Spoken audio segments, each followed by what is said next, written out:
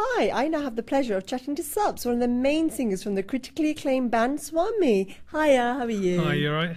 Yeah, I'm fine. Right, your music has been described as electro-rock bhangra. It certainly is a whole lot more than just this. How is the best way to describe your music? I think, to be honest, the best way to describe our music is something that's constantly changing. When I joined the band, it was very sort of rock and very heavy and very natural. And in the last few years since I've been in the group, people now describe us as being more of an electronic pop. But whatever we do, there is that Desi, influence in there all the time. Whether it's in the lyrics or in the tool, there's always something. Right. That solidifies and stamps the fact that there are some Indians in the group. Okay, and so how do you actually feel about being put into the same box as other Punjabi artists? How would you feel about that? In a way, it can be an honour because there are some fantastic ones out there. At the same time, I don't always think it's completely accurate. I don't really mind what people would choose to describe us as, even whether they go as simple as good or bad. Yeah. But yeah, I think there's a massive technique that's used in the Desi genre, the Punjabi technique to sing. It's so operatic and it's such a different skill that, to be honest, if somebody thinks you're good enough to do it, then it's quite a compliment, I would say. Okay, cool. So what's your take on the fusion of British Desi culture and how does that translate into music? Well, I think it's something that's still happening. Both cultures are very full. The English culture and the Desi culture have got their own sort of, again, I'd use this word, they're very solidified in their own ways. There are some things that we merge together quite naturally and other things that we don't, but fortunately I think music is one of those things. When we mix the taste of the Indian music with the English music, sometimes the results can be phenomenal. If it's done very lazily, it can sound terrible and cheap, but if someone sits down and works hard enough and gets the right guitar part and mixes that with the right, Indian percussion, whether that's the tabla or the dholki, sometimes it can just sound so natural. Right. And if that reflects on the culture and the way that Indians and Desis and the British generally, how they relate to each other, it's a good thing. We did a few gigs for a guy called Mangra a few years ago at an event in Birmingham called Shanti. Right. And it was my first time doing it for the band, and I was expecting a fully Indian crowd. Right. But when I went in there were Punjabis, Pakistanis, there were Gujaratis, and there were white people, black people. Yeah.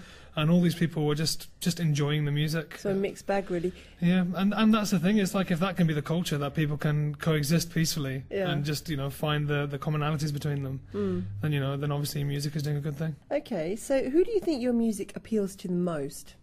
Probably the people who like it, to be honest. I don't know. Again, like I say, we've gone through a journey with our style of music, so I think along the way we've broadened our audience. I think some of our earlier stuff really appeals to the very sort of Desi inclined youngsters, guys and girls. We went through a phase where, like I said, we became very rock and very metal, and we sort of pushed some of the girls out of the audience because they didn't enjoy seeing four aggressive guys, banging around on stage. But I love that. I know, there you go. But then recently we involved Leanna into the group, and she put a sensitive touch onto it that, as much as we tried, sometimes there's just something missing.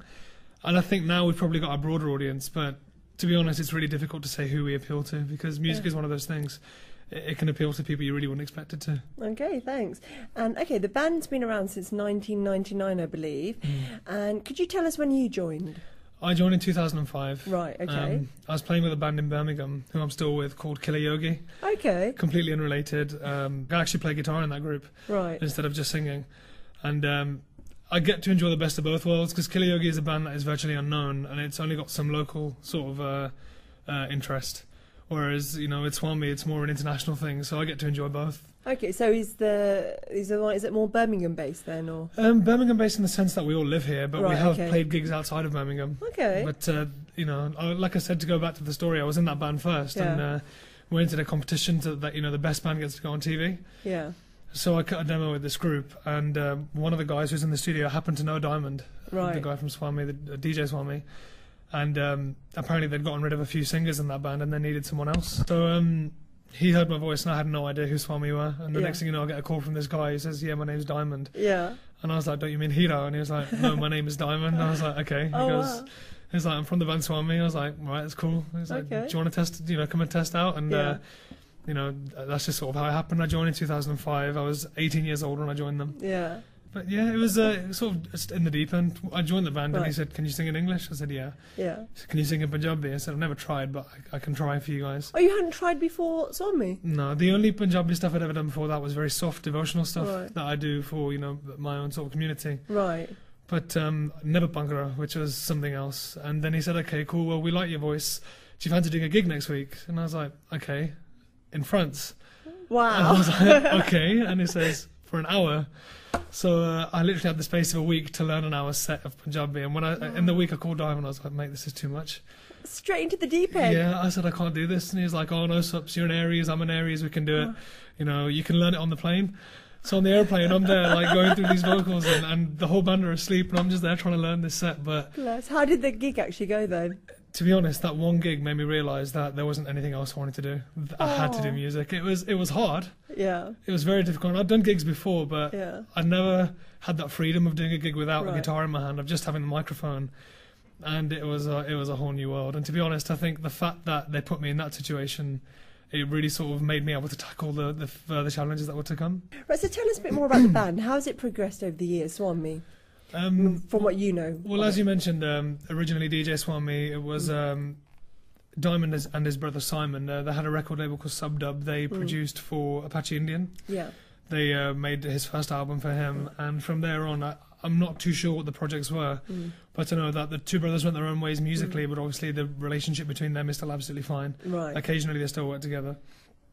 Diamond went on to produce for a lot of different artists around the world, especially Shania Twain. He produced her big solo album.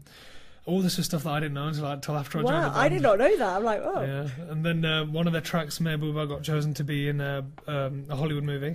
One Hot Minute, I think, or New York Minute. The girls apparently actually chose that track themselves. Yeah, Mary Kate and Ashley. Yeah. Yeah, I've heard that they handpicked Mehbooba, was that right? Yeah. They were given a selection of tracks and they chose that one, which is it's always been a proud moment for DJ Swami to think of that. That's fantastic. When I joined the band, it was when bands like Linkin Park and Limp Bizkit were huge in this country. Right. And fortunately for me, because I was already in a rock band, that was what they wanted from me. Yeah. We tried it out and we toured some of the material in India, which is very much, really heavy rock stuff musically. But the vocals were a mix of rapping, Punjabi Bhangra vocals, Right. English vocals. It worked to some extent, but it wasn't very open. And it's one of those sounds that, again, if you rush it, it can sound rushed. Right. And I think it needs to be taken care of and to be allowed to develop naturally. Right. So we sort of went back to a bit more of a comfort zone and just in the meantime released a greatest hits album, which was 53431. Yeah. We also released Equalize, which was another sort of very Swami electronic pop. It had some elements of dub, some elements of reggae, some drum and bass, some R&B. All those sort of urban sounds are very sort of natural to Swami, but another natural thing that Swami do, which, talking about the sound, is to mix it up, because Indians or Punjabis and Pakistani people, we don't just listen to urban music. A lot of us are very organic musicians. We like to hear sitars, guitars. So that's what we try and throw into the mix. But we try and do it in a natural way. Right, tell me a little bit more about, is it Leanna, the lady that's in the group? And she confuses a lot of people because of her skin tone. Like, obviously, she is a white girl, but her skin tone sometimes, because it's darker, people think she's not. And one of the questions that they always ask her is, where are you from? And she just enjoys not answering it. Yeah. She'd never, just like me, she'd never sang in any language other than English, and I think Spanish as well, because she's quite big in Romania, I think. Oh, okay. Where is she actually from then? Is she from the UK? She's from the UK. She's got an Irish heritage. Oh, right, okay. But somehow she's massive in Romania, and like as a solo artist. Really? And she did a few songs over there, and we kind of heard about her over here. And Desi DNA, the BBC, they wanted to do a live show with us for something they were doing in 2007, and we'd been talking about changing the look of the band a little bit and the feel of it. And initially, when Diamond suggested getting a girl in, I was really against it. Why is that? Because I thought, I know we don't want to look like them, but people will compare us to the Black Eyed Peas in the sense that there's a DJ, there's a singer, there's a rapper, and a girl. Yeah. And I thought, I don't want us to be compared to anybody else. And at the same time, I was really enjoying the heavy rock thing. But she came in and she just fit in really naturally. And to be honest, I think it was a really great choice to get her in. A really good dynamic to the band. Yeah. When she gets on stage, she can appeal to the women in a way that we can't, but she can also bring in a lot more men than we can. I mean, I don't look as good in the skirt as she does, so it's better that we've got someone like her. And yeah, she's she doesn't really well, to learn Hindi again in the space of a couple of months. She toured India with us, and it was a brilliant experience. Wow. A girl that had never been to India sat in the back of a roadster, like, just taking it on the chin, I suppose. So tell me more about your involvement. I mean, do you do any of the writing? I mean, with Swami? I do some of the writing, yeah. Because I'm not just a vocalist, I play music in another band. Occasionally, Diamond and I will sit in a studio, and if we're trying to figure out a vocal melody that we're not too sure, just it can be like literally the single note that we're not too sure about. Is this right? We'll both pick up a guitar and start messing around with things. When we find what we like, that's what we put in. Right. The good thing about Swami is, as much as there are a lot of egos, also we know when to drop that ego when it comes into it. We think, okay, well, it's all for the greater good of the music. And if Liana, who also plays keys, comes out with something, the main producer, Diamond, is happy to get her to have it on the track, because we're a band at the end of the day. Yeah. It's not just a DJ with singers. We are a group, and we all write collectively. SN's our rapper. He initially just used to rap and write his raps, but now he's written a lot of lyrics for the new album. Okay. Originally, there were lyrics that were written when I came into the studio that I wasn't happy with.